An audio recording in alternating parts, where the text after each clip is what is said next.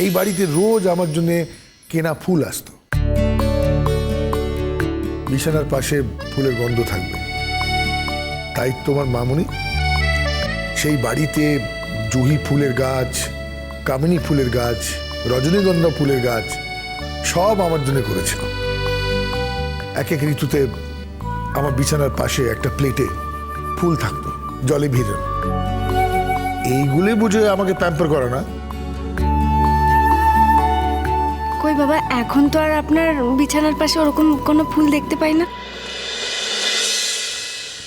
না, আর থাকে না। সব ঘরে কি ফুল মানায়? তুমি তো বুদ্ধিমতী, তুমি তো এটা বোঝো। তারপর থেকে তো আমার বিছানার মাথায় অনেকগুলো আইনের বই থাকতো, আর একটা সময় পরে টাকা রোজগার করাটাই হয়ে গেল আমার ব্যবসা। এটা টাকা রোজগারের যন্ত্র হয়ে গেলাম আমি। ফুলের সুবাসে নিশ্চিন্তে ঘুমানো, সে কথাটা তো আমি ভুলেই গেছি। বড় মামা, ফুল গাছগুলো কিন্তু এখনো আমাদের বাড়ির পেছনের বাগানে লাগানো আছে। আমি মামুনিকে দেখেছি ওগুলোর নিয়মিত যত্ন নিতে। মামুনি কিন্তু ওগুলোতে জল দেয়, মাটি খোঁড়ে, যা যা করার দরকার সমস্তটা করে। আর গাছগুলো যখন ফুল হয় তখন আমাদের পুরো বাড়িটা ফুলের গন্ধে মম করে। মামুনি শুধু একটাই অবজেকশন, যে ফুল গাছগুলো থেকে আমরা যেন ফুল না তুলি। যে মানুষটার প্রয়োজনে ফুল গাছ লাগানো হয়েছিল, তার প্রয়োজনে যখন ফুলগুলো নাগলুনি, তখন সেই ফুল অন্য কেউ হাত দিয়ে তুলুক, সেটা আমি চাইনি করতে বাবা।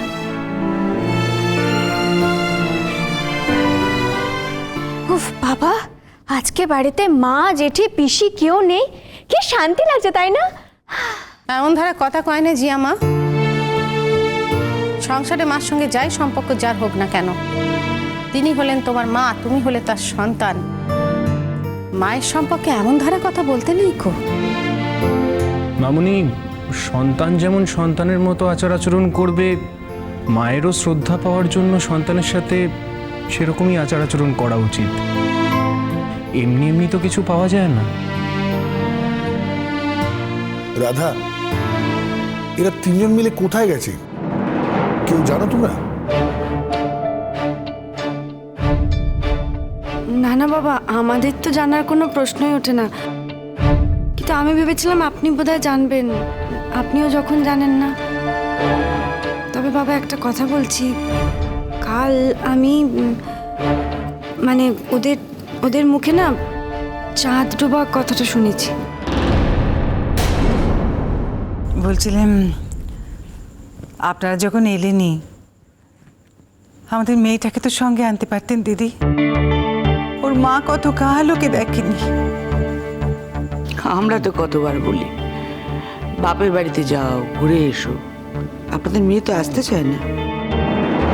মেয়ে যদি আমাদের এখানে নাই আসতে চায়, তাইলে তো আমার মনে হয় তার অন্য কোনো কারণ আছে দিদি।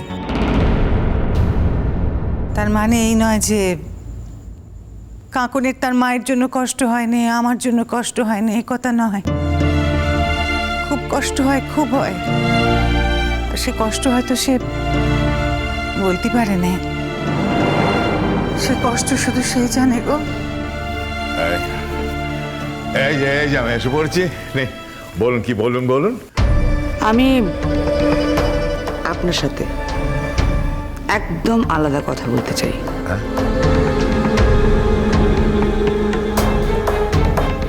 হ্যাঁ, অবশ্যই। বসুমতী, বৌদি, তোমরা একটু ভেতরে যাও। বলছিলেন যে আমরা কি একটু অন্যদিকে কি কথা বলতে পারি না প্লিজ? হ্যাঁ, আসুন। চল।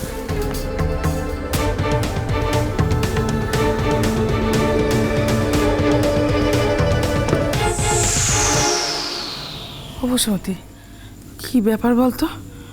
একটু আগে বললো না বিশু দাদার কাছে এসছে, ঠাকুর গড়াবে, কী সব ব্যাপার, আবার ঠাকুর পোকে ডেকে নিয়ে গিয়ে কী সব করছে, কি ব্যাপার রে বসুমতী? কি জানি গো দিদি, কিছুই তো বুঝতে পারছি না।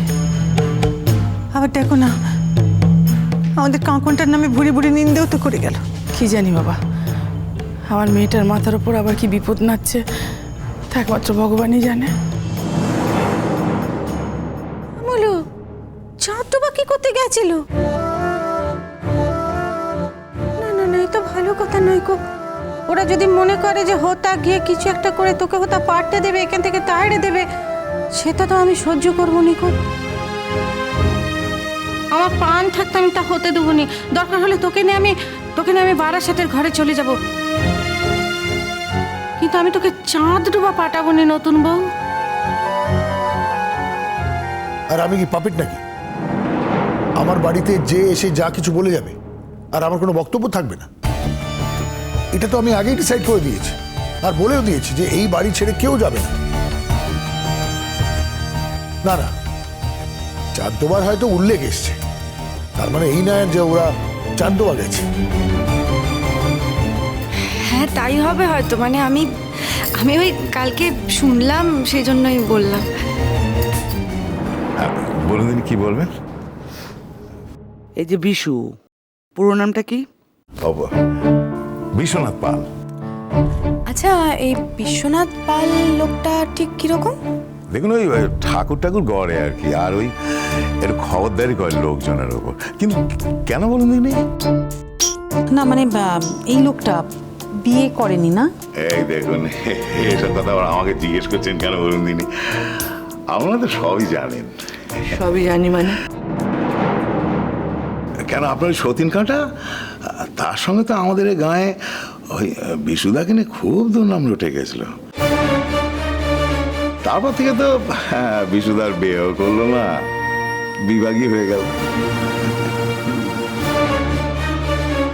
আপনি আমার একটা কাজ করবেন, করে দিতে হবে। দেখুন, আমাদের দিদি ভাই এমনি এমনি কাউকে দিয়ে কিন্তু কাজ করান না। যদি আপনি কাজটা করেন তাহলে আপনি পারিশ্রমিক পাবেন। কাজখানা কি বলুন দিনি?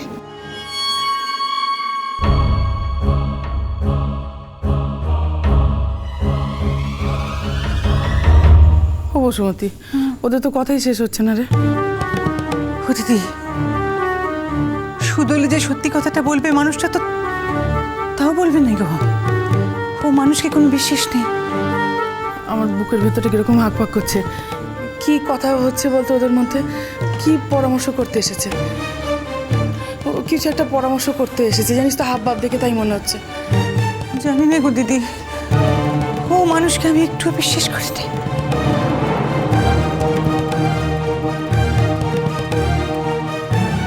না রে বসুমতী, জানিস তো, আমার মনে হয় আমরা ভুল ভাবছি। আসলে হয়তো ওই বিশু দাদার কাছে ঠাকুরের অর্ডার দিতে এসেছে, সেই জন্য ঠাকুরপোর সঙ্গে পরামর্শ করছে। ঠিকই তো, বল না, পুজোর ঠিক আগে যদি ওরা ঠিক সময় অর্ডার না দেয় তাহলে পুজোর সময় তো ঠাকুরটা পাবে না। আমরাই ভুল বুঝছি, জানিস। কি জানি গো দিদি, আমি সত্যিই জানি না। তবে ঠাকুরে ডাকো, ঠাকুরে ডাকো দিদি, ঠাকুরে ডাকো। তাকে বলো যে আমাদের মেয়েটার যেন আর নতুন করে কোনো সর্বনাশ না হয়। হ্যাঁ, বুদ্ধিটা কিন্তু আপনার বেশ খাসা বের করেছেন বটে। তবে বলি কি, ওই একজনের ব্যাপারে ভাবনা চিন্তা করলে হবে? হ্যাঁ, যে আপনাদের ছেলে এত বড় ক্ষতিখানা করলো, তার বিষয়ে কিচ্ছুটি ভাববেন না? হ্যাঁ, কিচ্ছুটি করবেন না তাকে? দেখুন, আর্মি হলুম গিয়ে ওই নিরপেক্ষ মানুষ। আমার কাছে আপন পর বলে কিছু নেই।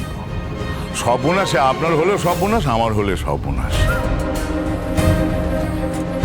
আর তাই বলতেছি, দেখুন, যে মেয়ে আপনার ছেলের এত বড় সর্বনাশ খানা করলো, তাকে কিন্তু আপনারা ছেড়ে দেবেন না, কিচ্ছুতে ছেড়ে দেবেন না। হ্যাঁ।